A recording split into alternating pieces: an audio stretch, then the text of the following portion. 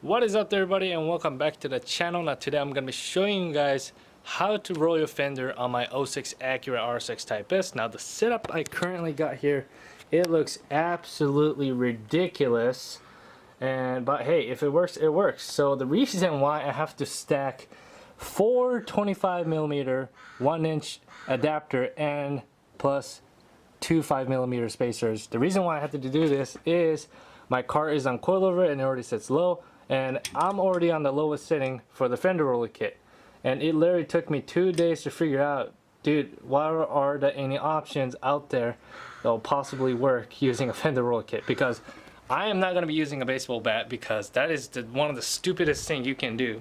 I'm now going to be using a hammer to roll my Fender. That's another stupid thing to do. So my buddy and I came up with this great idea, stacking adapters, and hey, you know what, it works. So if it works, it works. That's all matters on this point. And the Fender roller kit that I'm going to be using today is the Eastwood Fender roller kit, and if you guys are watching this video right now, you guys definitely want to get the Eastwood Fender roller kit, not the eBay kind or Amazon kind Fender roller kit, because this thing is kind of too long still, and you're also going to need a heat gun. And if you guys are wondering what kind of adapters I got here, it's just an Amazon adapter, and you know what, it's going to be one-time use only, so if it works, just like condoms.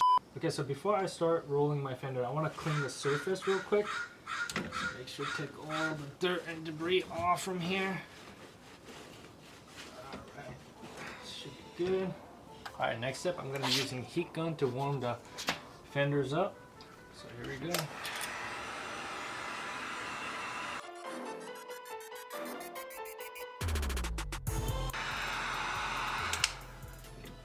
Alright, so it's pretty warmed up now, so I'm going to start rolling the Fenders.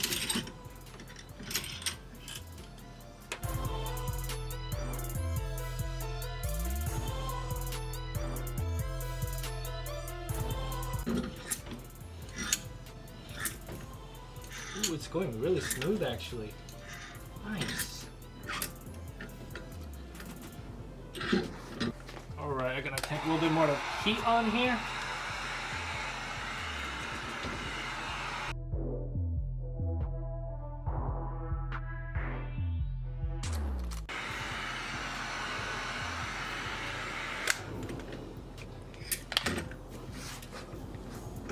So like I said, my car is already lowered, it's on coilover, so the ride height is already different.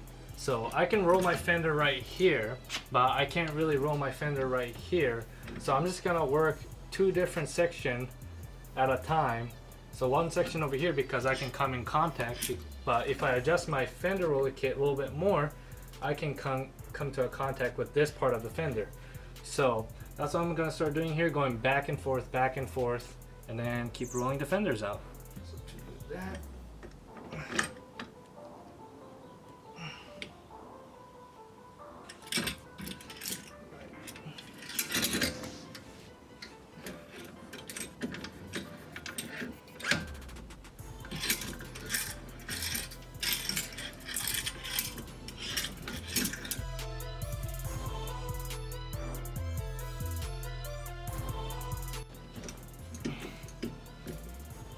ooh, it's looking nice already.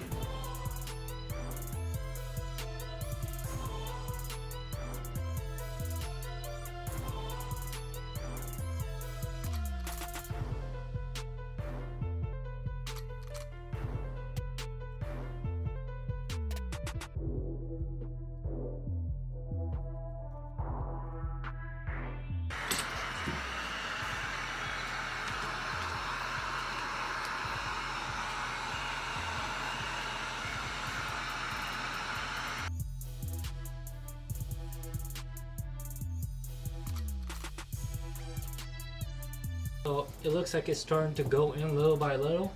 So I'm gonna readjust the Fender roller kit real quick. So I'm gonna start aiming the bowl part, the roller part, flat to little by little, angling it. I mean, it's already starting to angle it.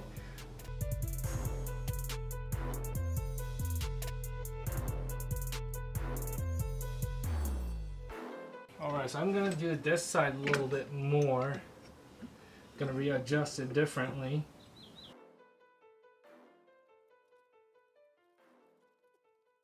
Alright, so I already have chipped my paint. I'm not too worried about it because these era of Honda's paint are absolutely garbage. And after I'm finished with my build, I'm thinking repainting the whole entire car. You know, obviously the same color, jade green metallic, because it's such a rare color. So I'll be doing that.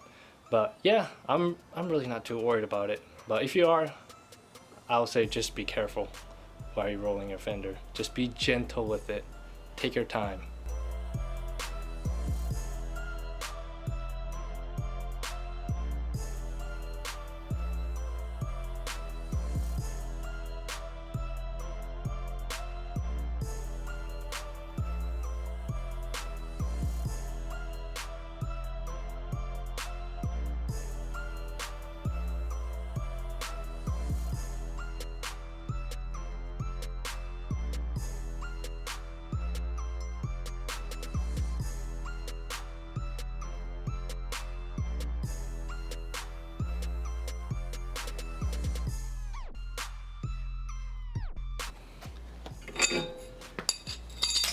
Spacers out.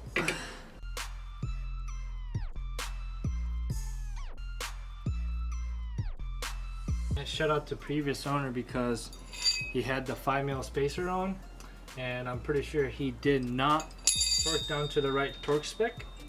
So even though he didn't need a spacer for the TO wheels, I don't understand why he had a spacer on. But whatever, it's cool. I'll fix it. It's my problem now, so. Okay, we're pretty much getting there, I'll say. We're almost there. I think I'm just gonna pull a little bit too, because the TE37s I got are pretty wide, so.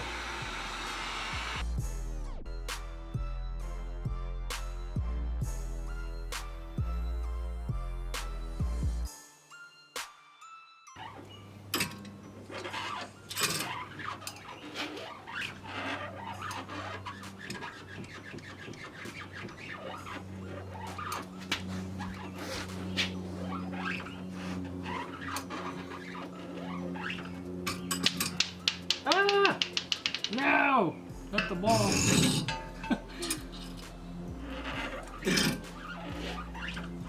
Let me go get that real quick. Alright, I think I am pretty much done, I'll say.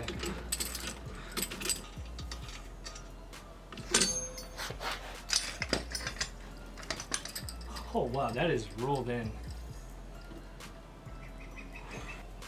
Alright, I gotta test fit my TE37 on and see how this looks. There you go. Wait.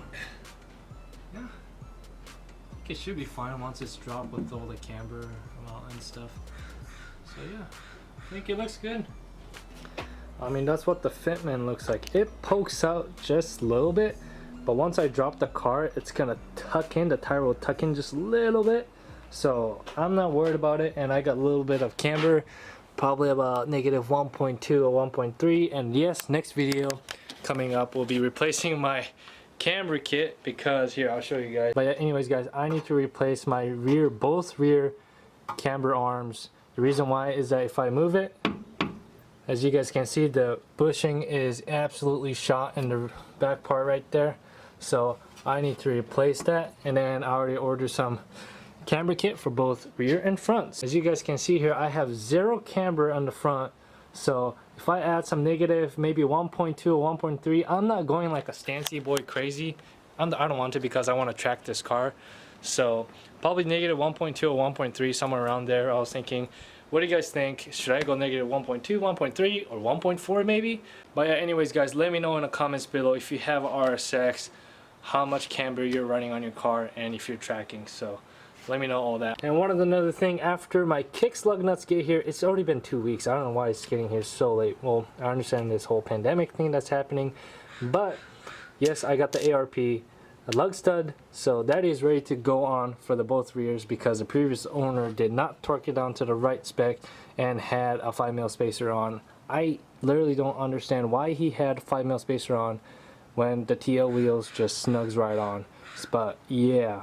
Alright, so the update on my scooter belt, man, that looks so nice with the Spoon Sports logo on it.